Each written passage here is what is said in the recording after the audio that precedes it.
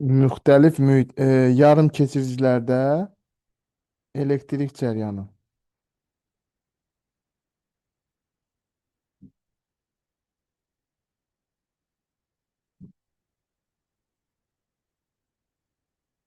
Yarım keçiricilər elektrik keçirmə mexanizmlərinə görə dielektriklər ilə metallar arasında aralıq mövqe tutur.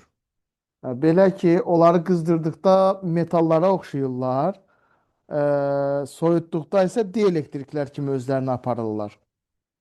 Yarım keçiricilər temperatura və işığa çox həssas olan maddələrdir. Belə ki, onların temperaturunu artırdıqda, onların temperaturunu artırdıqda, onların xüsusi müqaməti və nəticədə müqaməti azalır. Yəni, yarımkeçicilərin müqaməti temperaturdan tərs asılıdır. Həmçinin düşən işığın intensivliyindən də tərs asılıdır. Burada I yazmışıq. I cəryan şiddəti deyil, ha, düşən işığın intensivliyidir. Çox təəssüf olsun ki, düşən işığın intensivliyini də I ilə işarə eləyirlər fizikada. Ona görə də düşən işığın intensivliyini artırdığımız zaman e, e, xüsusi müqavimət azalır. Həmçinin yarım keçicilərin temperaturunu artırdığımız zaman onların xüsusi müqaviməti e, azalmış olur. Nəticədə müqavimət azalacaq. Yarım keçicilərin elektrik keçirmə mexanizmi ilə Germanium misalında yarım keçicilərin elektrik keçirmə mexanizmi ilə sizləri tanış eləyəcəm. Germanium 4 valentli elementdir. Bu deməkdir ki, germaniumun atomun nüvəsi ilə zəif rabitədə olan 4 valent elektronu var. Bəzi fizika kitablarında bu şəkili görmüsünüz yəqin ki, bax bu tutaq ki, belə germanium atomudur. Bax belə bir atom işarəsidir. Bax burada da 4 dənə valent elektronları var. Bu 4 valent elektronlar nüvə ilə zəif rabitədədir. Ee, İndi bu germanium atomunda temperatur aşağı olanda bu elektronlar nüvə ilə çox güclü rabitədə olur. Yəni onları qoparmaq çətin olur. Amma biz temperaturu artırdığımız zaman o elektronların orta kinetik enerjisi artır, sürətlənir elektronlar və bəziləri, onlardan bəziləri germanium atomunu tərk edir. Germanium atomunu tərk etdiyi zaman yeri boş qalır. Yeri boş qalan yer deşik adlanır. Bax, elektronun tərk edib boş qoyduğu yer deşik adlanır. Deməli, e, yarımkeçiricilərdə əsas yük daşıyıcılar elektron və deşiklərdir. Baxın, burada mən şəkil çəkmişəm. Bax, bura əvvəlki vəziyyət idi, 4 valent elektron hərəsi. Bax, buradan bax, bu hissədən görürsünüz ki, bir dənə elektron qopub. Və bu elektron qopub sərbəst hala keçib, bu yeri isə boş qalıb. O boş qalan yeri mən yaşılla işarələyirəm ki, görəsiniz, bax bura boş qalıb. Sonra bu elektron qonşu boş qalmış yerə keçib, oranı doldurub. Bax, nəticədə yenə də bura boş qalıb, bu elektron gedib yuxarıdakı boş qalmış yeri doldurub. Bax, beləliklə biz kristalı elektrik sahəsinə gətirdiyimiz zaman, elektronlar intensivliyin əksinə, deşiklər isə bir istiqamətdə hərəkət eləyəcəklər. Baxın, tutaq ki, belə bir yarım keçirici dövrədir. E, Baxın, burada cəryan deyək ki, sağa doğru axır, elektrik cəryanı sağa doğru axır. Onda elektronlar cəryanın əksi istiqamətində nizamlı hərəkət edirlər. Deşiklər isə əslində hərəkət etmirlər. Elektronlar sola doğru getdiyinə görə adama elə gəlir ki, sanki deşiklər sağa doğru hərəkət etmiş olur. Amma əslində isə deşiklər hərəkət etmirlər. Deşiklər də simvolik olaraq deyək ki, sağa doğru hərəkət etmiş olurlar. Bunlar elektronlardır, qırmızılar. Tünd göy rəngdə olanlar isə deşiklərdir və bu yarım keçicilərdə elektrik cəryanını təmin edirlər. Beləliklə yarım keçicilərdə əsas yük daşıyıcılar, əsas yük daşıyıcılar elektron və deşiklərdir.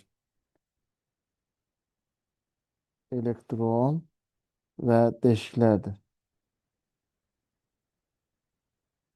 Elektronlar mənfi yüklü, Deşiklər isə müsbət yüklü qəbul olunmuşdur. Burada biz başqa nə deyə bilərik? Yarımkeçicilərdə iki tip keçicilik var. N tip keçicilik var, bir də P tip keçicilik var. Yarımkeçicilərdə yalnız elektronların hesabına yaranan keçicilik N tip adlanır. Yalnız elektronların. Kristalda yalnız deşiklərin hesabına yaranan keçicilik isə P tip pozitif deməkdir. N tip negativ deməkdir. N tip mənfidir. P tip müsbət. Deşiklər müsbətdir axı ona görə. Onda N tip yarım keçicilərdə üzr istəyirəm. Elektronların sayı elektron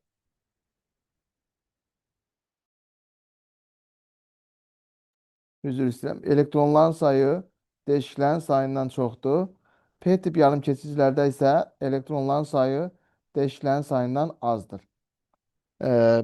Birazdan məxsusi yarım keçicilərdən danışacağım. Orada isə elektronların sayı deşiklərin sayına bərabərdir. İndi burada da yazıb təmiz yarım keçicilərdə, yəni heç bir aşkar olmayan təmiz, məsələn germaniumdur, başqa tərkibinə heç bir maddə daxil etməmişik. Təmiz yarım keçicilərin elektrik keçiciliyi isə məxsusi keçiciliyi adlanır. Məxsusi keçicilikdə elektronların sayı deşiklərin sayına bərabərdir. Burada hamısını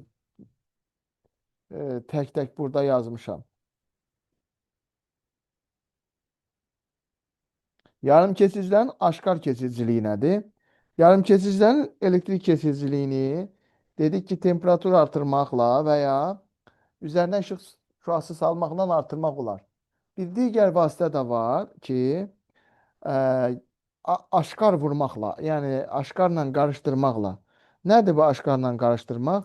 Yarım keçirici cinsindən olan, amma fərqli valentli başqa bir aşkar, başqa bir yarım keçici vuranda həmin o vurduğumuz yarım keçici aşkar adlanır. Məsəl üçün 4 valentli elementə 4-dən çox üstündə və ya onun altında bir yarım keçici maddə vurduqda onun elektrik keçiciliyi çox sürətlə artır. Aşkar keçicilik iki dənə olur. İki cür aşkar vardır. Bir donor aşkar, iki akseptor aşkar. Donor aşkar N tip keçiciliyə aiddir və elektronların sayı və elektronların konsentrasiyası deşiklərdən çoxdur. Akseptor aşkar isə P tip yarım keçicilərə aiddir və orada elektronların sayı və ya elektronların konsentrasiyası deşiklərinkindən azdır. Donor aşkar atomlarının valent elektronların sayı yarım keçicinin kristalının valent elektron sayından çox olmalıdır. Və öz elektronlarını asanlıqla verərək sərbəst elektronların sayını artıran aşkara da donor aşkar deyirik. Mən burada simvolik olaraq yazmışam. Belə ki, 4 valentli elementin üzərinə, bax burada görürsünüz, 4 valentli elementin üzərinə 5 valentli element vurduqda 4 valent elektron ilə bunun 4 valent elektronları kovalent rabitəyə girirlər. Cüt kovalent rabitəyə girirlər. Və burada bir dənə elektron artıq qalmış olur. Bir elektron artıqsa deməli elektron sayı deşiklərin sayından çoxdur. Ancaq bu cür keçicilik adlanır donora. Donor keçicilik və ya N tip keçicilik adlanır. Bu cür aşkara da donor aşkar deyirlər. İndi özünə əlavə valent elektron birləşdirərək yarım keçicidə deşiklərin sayını artıran aşkara akseptor aşkar deyilir. Akseptor aşkar olması üçün yarım keçiciyə öz valent elektronundan aşağı bir yarım keçici vurmaq lazımdır. Məsəl üçün 4 valentli elementə 3 valentli yarım keçici element vura bilərik. Belə olanda nə olur? Bu 3 valent elektron var. Bir dənə çatmır. Bir dənə yer çatmır. O bir dənə elektronu buradan alır. Tamamlayır 4 dənəlik rabitəyə. Bax 4 dənəliyə tamamladı. Buradan bir elektron getdiyinə görə 4 valentlidən bir elektron getdiyinə görə 4 valentlidə bir dənə yer boş qalır. Yəni bir dənə deşik artıq qalır. Ona görə də deşiklərin sayı elektronların sayından çox olur. Bu cür keçiciliyə akseptor keçicilik və ya P tip keçicilik adlanır. Bu cür aşkara isə donor aşkara deyirik. İndi burada testlər nətər düşəcək bizə? Məsəl üçün deyəcək ki, germanium atomuna, məsələn, mötərizədə yazacaq ki, germanium 4 valentlidir. Germanium atomuna hansı elementi aşkar kimi vurduqda, vurduqda, məsəl üçün N tip keçicilik alınar. Cavablarda olacaq məsəl üçün A variantı 4, B variantı 5, C variantı e, deyək 6, D variantı 3, Y variantı 2. Hə, indi təbii ki, N tip yarım keçici olması üçün bu 4 valentlidən bir tık üstü olmalıdır. Yəni 5 valentli olmalıdır. Burada da doğru cavab olacaq P tip yarım keçicilər. Yəni burada üzrsən, burada cavab olacaq B variantı. İndi PN keçidindən sizə danışmaq istəyirəm. PN keçidində düz keçid və ya tərs keçid. Müxtəlif tipli yarım keçicilərin kontaktı PN keçidi adlanır. Fərz edək ki, yarım keçidin sağ hissəsi akseptor, P tip, yəni sol hissəsi isə donordur, N tipdir. Donor olan hissədə elektronların sayı çoxdur, P tip pozitiv olan hissədə isə deşiklərin sayı çoxdur. Bu hissəyə, bax, qırmızı ilə göstərdiyim bu hissə isə bağlayıcı təbəqə deyirlər. Bu bağlayıcı təbəqənin qalınlığı, buranı biz D ilə işarələyik. Bu qalınlıq nə qədər çox olsa, cəryan, nə qədər az olsa, cəryan daha yaxşı, daha sürətli keçəcək. Bağlayıcı təbəqənin qalınlığı nə qədər çox olsa, cəryan daha çox zəifləyəcək və hətta deyə bilərik ki, cəryan keçməyəcək. İndi burada düz keçid və tərs keçid zamanı nə baş verir? Biz N tip tərəfi və yarım keçidin N tip tərəfini cəryan mənbəyinin mənfi qütbünə, yəni mənfiyə mənfi qoşuruq hal-hazırda. P tip tərəfini isə cəryan mənbəyinin P hissəsinə, pozitiv hissəsinə, yəni müsbətə qoşuruq. Yəni düzə düz, əyriyə əyri, belə deyək. Mənfiyə mənfi, müsbətə müsbət qoşduğumuz zaman nə baş verəcək? Bax, burada müsbətlər var idi. Biz bu hissəni mənfiyə qoşduğumuz zaman, bu mənfi qütbdəki elektronlar bu elektronları itələyəcək. Elektronları itəlib, elektronlar bu bağlayıcı təbəqəyə doğru yaxınlaşacaq. Elektron bağlayıcı təbəqəyə yaxınlaşdığı zaman yanındakı müsbət zərrəci ilə lokallaşır. Yəni neytrallaşır. Yəni bu bağlayıcı təbəqənin bax, bir hissəsi azalmış olur. Həmçinin buranı biz müsbətə birləşdirdiyimiz zaman buradakı elektronlar müsbətə hərisdə axı müsbətə tərəf gəlmək istəyir. Onda da bu təbəqənin qalınlığı azalmış olacaq. Nəticədə bu bağlayıcı təbəqə dediyimiz təbəqənin qalınlığı azalacaq. Yəni elektronlar daha çox daha rahat, daha sərbəst şəkildə keçəcək. Həm də müqavimətin düsturuna görə, Royal böl-S-ə görə el uzunluq azaldığına görə müqaviməti azalacaq, cəryan çox sürətlə keçəcək. Bax, bu keçidə deyirik biz düz keçid. Düz keçid buna deyirik. Yəni negativ hissə mənfi tərəfə, pozitiv hissə müsbət tərəfə qoşularsa buna biz düz keçid deyirik və düz keçid zamanı cəryan şiddəti kəskin artır.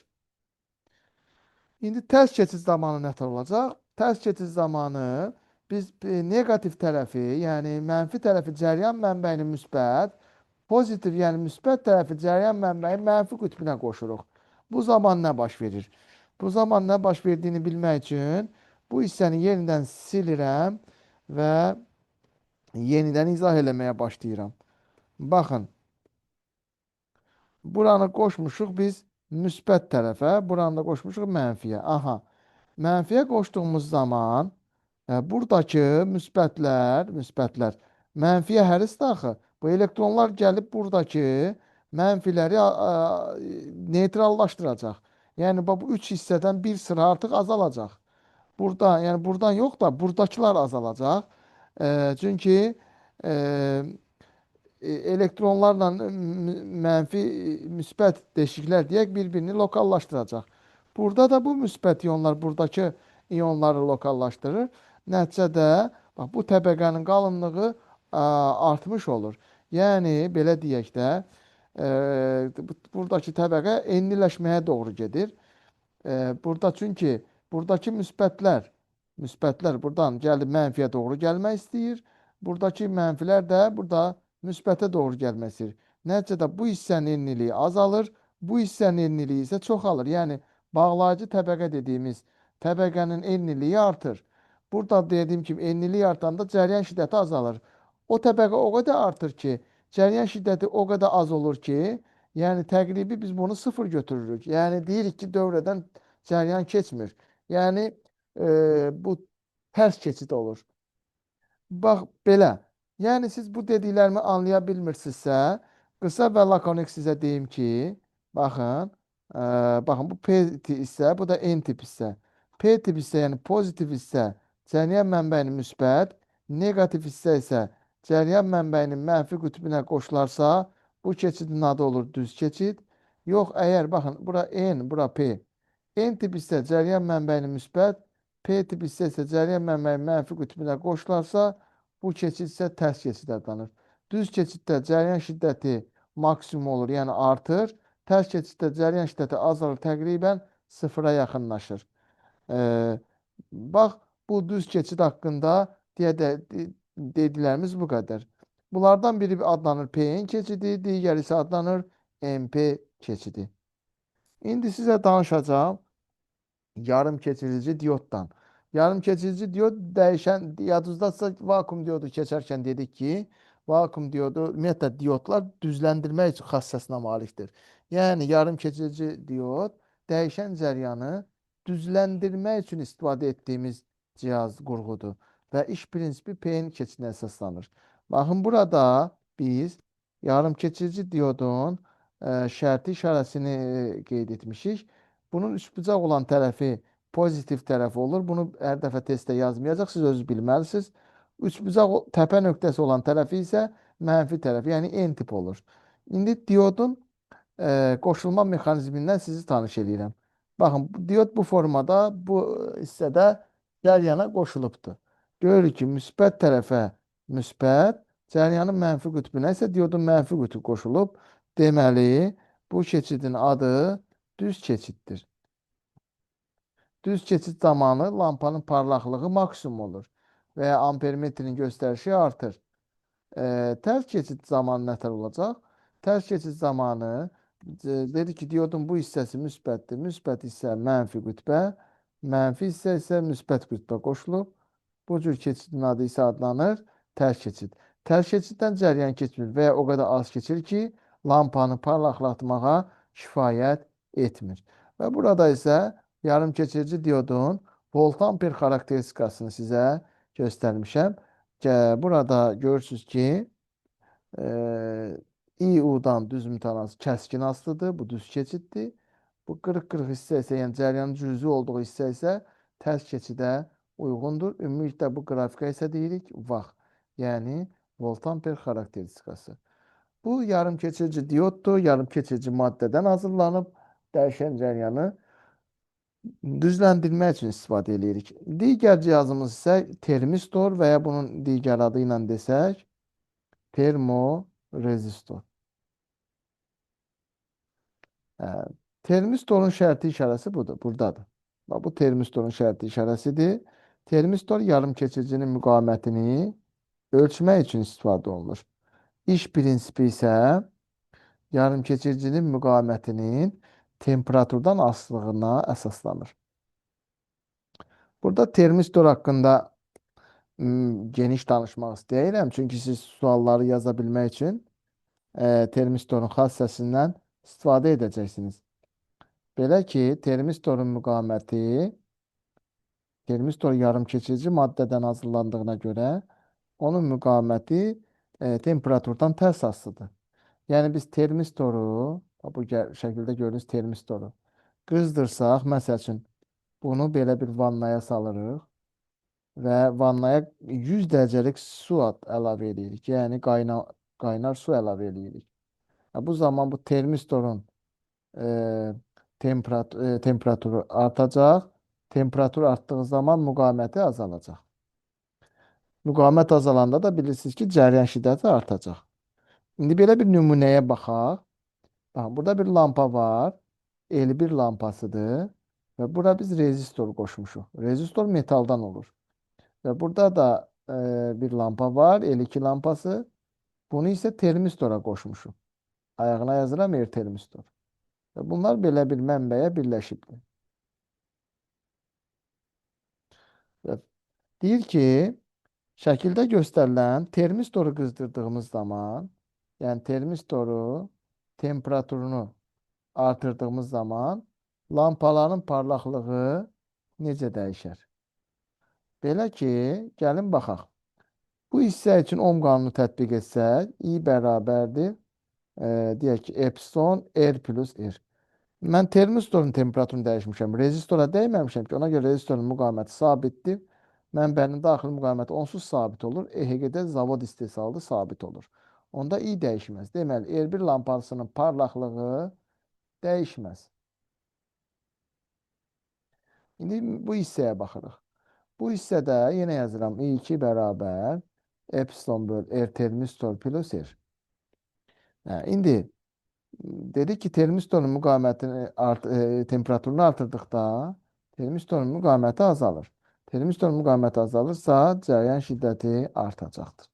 Ona görə lampanın parlaqlığı artacaq. Belə. Bir dənə də voltmetrlə bağlı sual işləyək. Çünki adətən suallar bu tiplərdədir. Mən bu tip suallar işləməsəm,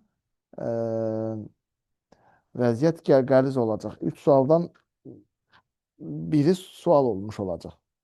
İndi voltmetrlə bağlı sual işləmək istəyirəm.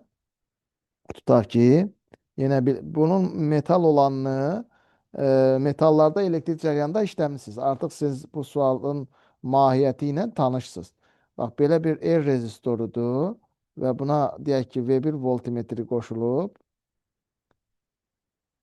Bir də bu termistor var, R termistor.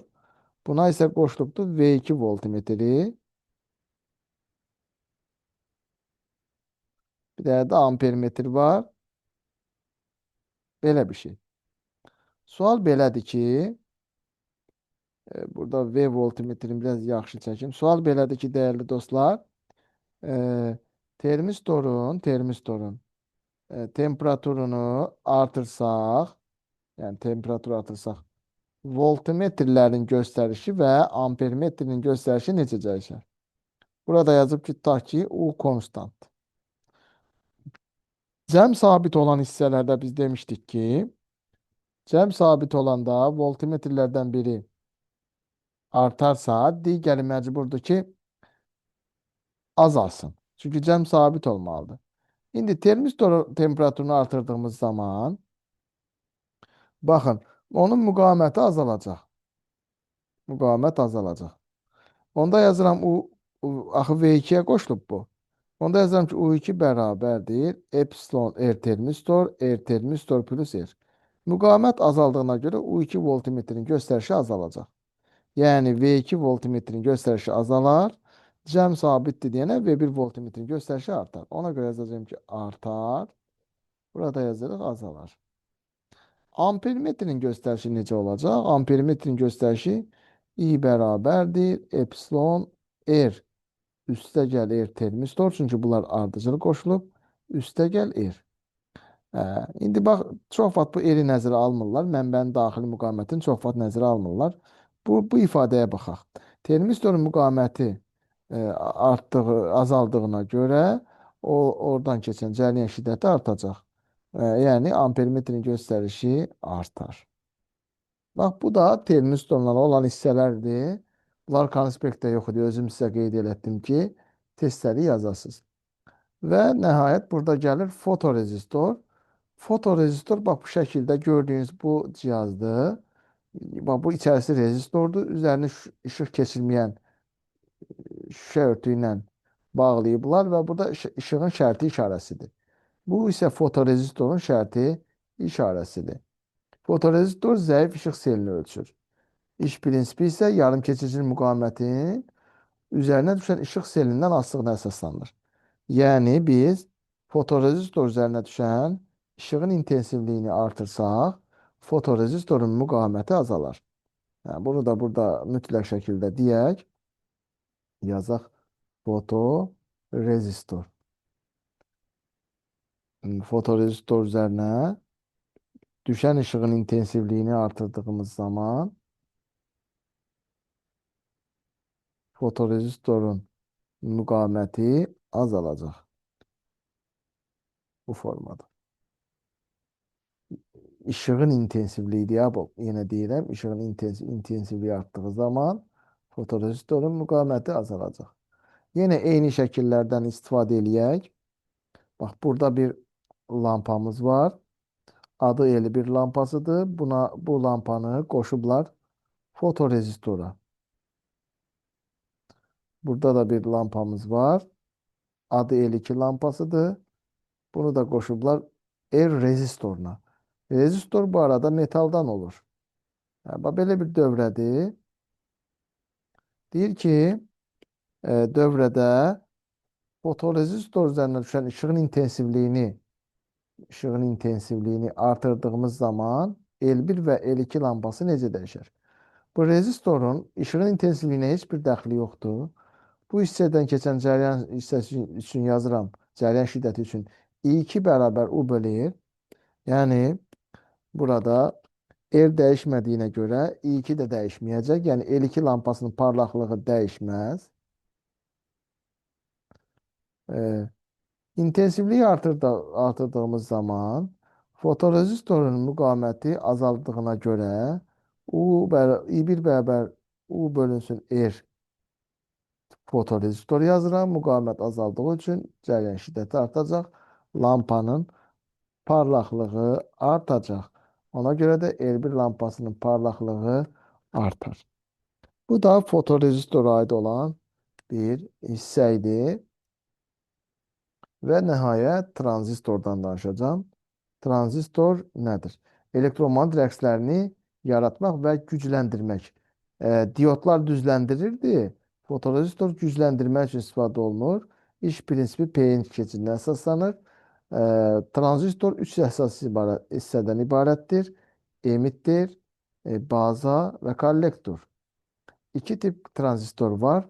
PNP və NPN tipli tranzistor. Cəryan emitterdən bazaya keçib oradan kollektora gedirsə bu tip tranzistor PNP tipli tranzistor adlanır və burada əsas yük daşıyıcılar deşiklərdir. Çünki iki dənə pozitiv var. Cəryan kollektordan bazaya, bazadan emitterə gedirsə bu tip tranzistor NPN tipli tranzistordur. Burada da iki dənə N olduğuna görə burada da əsas yük daşıyıcılar elektronlardır. Emitterdəki cəryan bazadakı cəryan ilə kollektordakı cəryanın cəminə bərabərdir.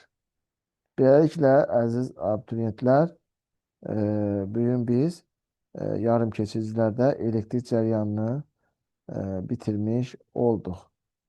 Və evə bunun digər başlıqları sizə verirəm.